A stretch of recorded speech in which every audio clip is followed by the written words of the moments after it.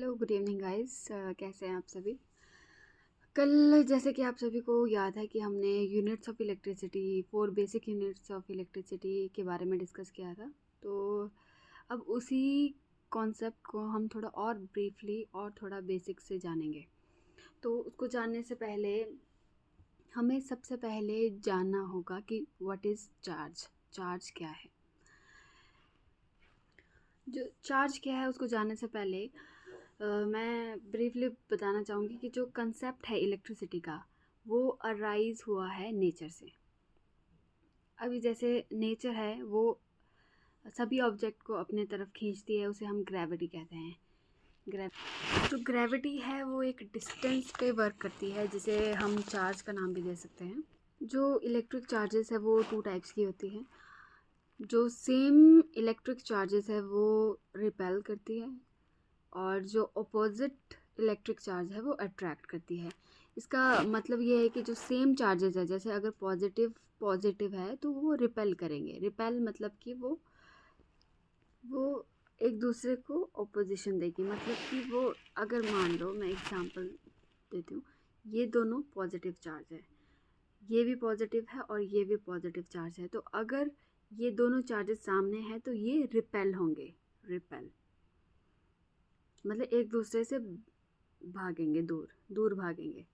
और मान लो अगर ये नेगेटिव चार्ज है और ये पॉजिटिव चार्ज है तो ये दोनों अट्रैक्ट करते हैं। और हमारी जो ग्रेविटी है उसमें सिर्फ एक ही प्रॉपर्टी होती है, वो सिर्फ अट्रैक्ट करता है, वो रिपेल नहीं करता है। होप आप सभी को चार्जेस का थोड़ा आइडिया मिल गया। अब हम बात करते हैं कंडक्टर्स, इंसुलेटर्स एंड सेमीकंडक्टर की। आप सभी ने ये नाम सुने होंगे, कंडक्टर, इंसुलेटर और सेमीकंडक्टर। तो कंडक्टर क्या है। कंडक्टर वो मेटल है जिसकी जो कंडक्टिविटी है बहुत हाई रहती है। कंडक्टिविटी हाई रहती है उसके पीछे भी रीज़न है। तो जो कंडक्टर की जो कंडक्टिविटी है वो हाई रहती है, उसके पीछे का कारण ये है कि जो उसके आउटर इलेक्ट्रॉन्स हैं उनको अगर थोड़ा सा भी फोर्स मिलता है तो वो इजीली फ्लो कर जाती है कंडक्शन बैंड में। अब आप सोच रहे होंगे ये कंडक्शन बैंड क्या है। अभी जो कंडक्टर्स हैं इसमें बैलेंस बैंड भी होता है और कंडक्शन बैंड भी होता है। जो बैलेंस बैंड है उसमें जो फुल्ली चार्ज होता है वो फुल्ली फिल रहेगा चार्जेस से, और जो कंडक्शन बैंड है वो पार्शली फिल्ड रहता है। तो जो बैलेंस बैंड के फ्री इलेक्ट्रॉन्स हैं वो जंप करते हैं कंडक्शन बैंड में, और जो उनके बीच का एनर्जी गैप जो रहता है, एनर्जी गैप क्या होता है। अब जो बैलेंस बैंड और कंडक्शन बैंड के बीच का गैप रहता है उसे एनर्जी गैप कहते हैं। तो मान लो ये बैलेंस बैंड है और ये कंडक्शन बैंड है।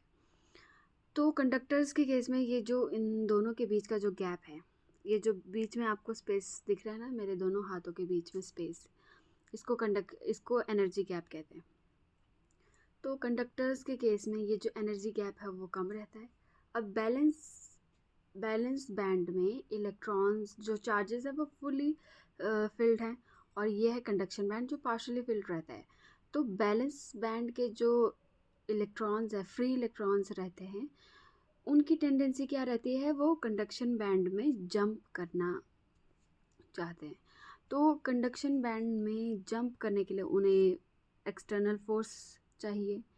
तो गैप कम है, इसीलिए ये जो फ्री इलेक्ट्रॉन्स है अगर इनको थोड़ी सी भी एनर्जी आउटसोर्स एनर्जी मिलती है तो ये इजीली जंप कर जाते हैं बैलेंस बैंड से कंडक्शन बैंड में। इसीलिए कंडक्टर्स की जो कंडक्टिविटी है वो बहुत हाई रहती है। क्योंकि मैंने पहले भी आपको बताया था कि जो करंट फ्लो है वो क्या होगा, जो चार्जेस के फ्लो से जो जनरेट होता है उसको करंट फ्लो कहते हैं, इलेक्ट्रिक करंट कहते हैं। तो ये था कंडक्टर के बारे में। और कंडक्टर का जो एग्जाम्पल है वो है आपका कॉपर, सिल्वर। ये जो है ये बेस्ट कंडक्टर होते हैं, मतलब कि इनकी जो कंडक्टिविटी है वो बहुत हाई रहती है। कॉपर और सिल्वर के अलावा गोल्ड और एल्युमिनियम भी हमारे कंडक्टर्स के एग्जाम्पल हैं। अब बारी आती है इंसुलेटर्स क्या हैं जिनकी कंडक्टिविटी बहुत ही लेस होती है, मतलब उससे करंट फ्लो नहीं करता है। तो इंसुलेटर्स के एग्जांपल क्या हो गए? इंसुलेटर्स के एग्जांपल, जो इंसुलेटर्स के एग्जांपल हैं उसमें आता है ग्लास, प्लास्टिक, आपका वुड एंड एयर। एयर भी आपका इंसुलेटर की तरह काम करता है।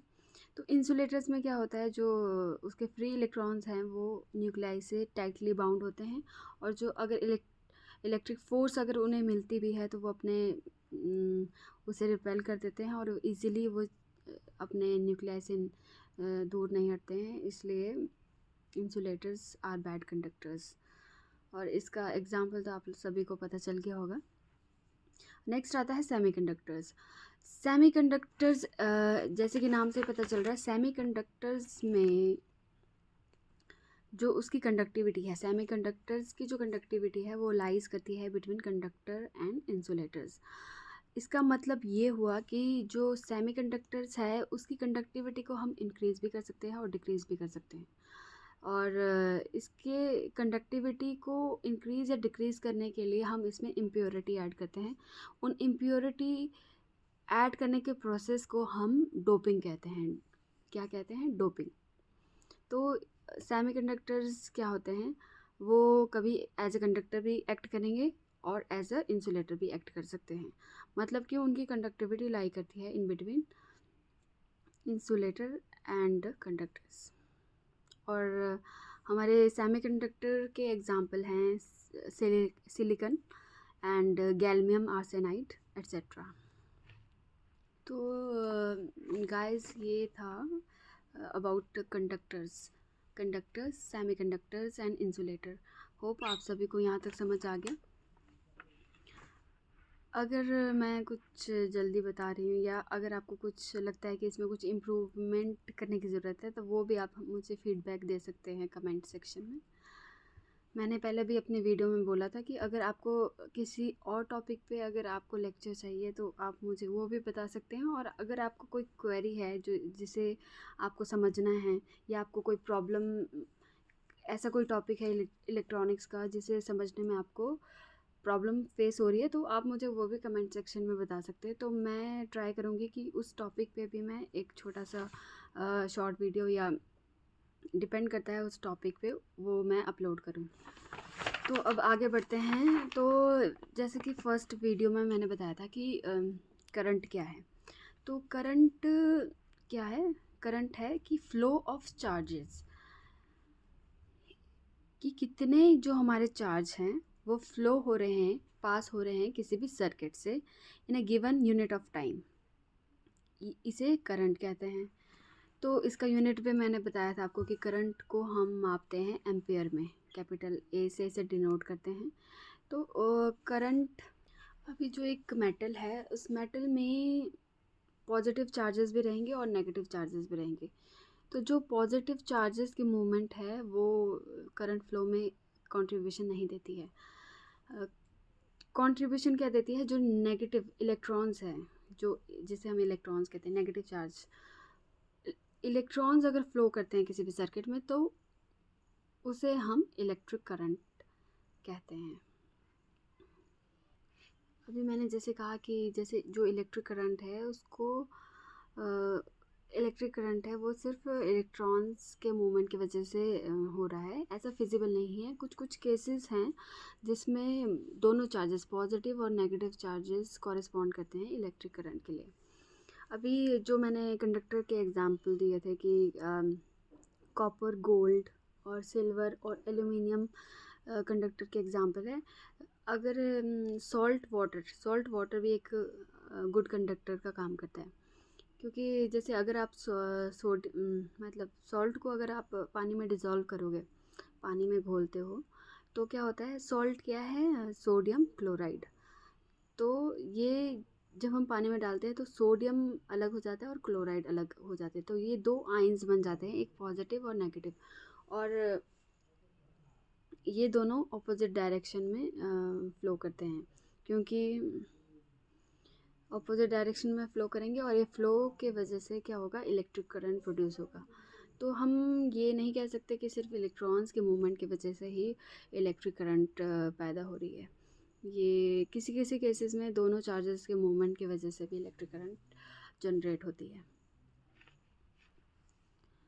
तो पहली वीडियो में हमने जाना था 4 बेसिक यूनिट्स ऑफ इलेक्ट्रिसिटी, और आज की वीडियो में हमने थोड़ा बहुत जाना अबाउट कंडक्टर्स, सेमीकंडक्टर, इंसुलेटर्स के बारे में। तो होप आप सभी को ये समझ आया होगा, और आपको ये वीडियो पसंद आई कि नहीं ये आप मुझे कमेंट सेक्शन में बता सकते हैं। और फर्दर अगर कोई आपको लगता है कि ये टॉपिक हमें समझना है तो आप उसे भी कमेंट सेक्शन में डाल सकते हैं। Thank you so much for listening and good night.